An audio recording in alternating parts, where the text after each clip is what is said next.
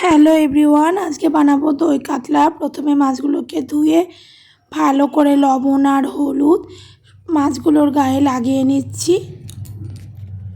অল্প একটু সর্ষের তেলও মাখিয়ে নিলাম, তাহলে তেলের মধ্যে দিলে তেল ছিটকাবে না। এখন কড়াই বসিয়ে সর্ষের তেল দিয়ে তেলগুলোকে ভালোভাবে গরম হতে দেবো। তেল গরম হয়ে গেছে, এখন মাছগুলোকে তেলের মধ্যে দিয়ে দিচ্ছি। দু পিটি লাল লাল করে ভেজে নেব মাছগুলো ভাজা হয়ে গেছে। একটা পাত্রে মাছগুলোকে তুলে নিচ্ছি। এখন বাকি মাছগুলোকেও এইভাবেই ভেজে একটা পাত্রে তুলে নেব। এখন ওই তেলের মধ্যেই 5 ফোড়ন দিয়ে দিলাম,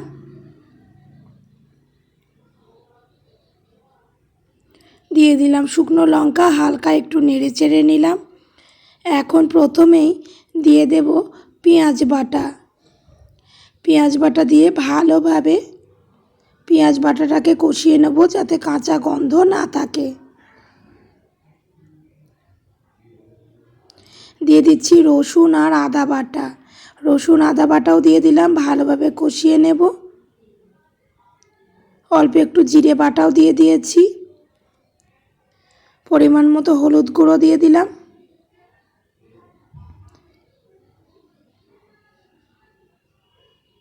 স্বাদ মতো লবণ দিয়ে দেব। ভালোভাবে মশলাটাকে কষিয়ে নিচ্ছি।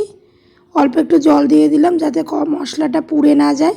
দিয়ে দিলাম ফেটানো টক দই দিয়ে নেড়ে চেড়ে পরিমাণ মতো জল দিয়ে এখন ভেজে রাখা মাছগুলোকে দিয়ে দিচ্ছি। এইভাবে গ্যাসের ফ্লেম একদম লোতে রেখে মাছগুলোকে ভালোভাবে ফুটিয়ে নেব।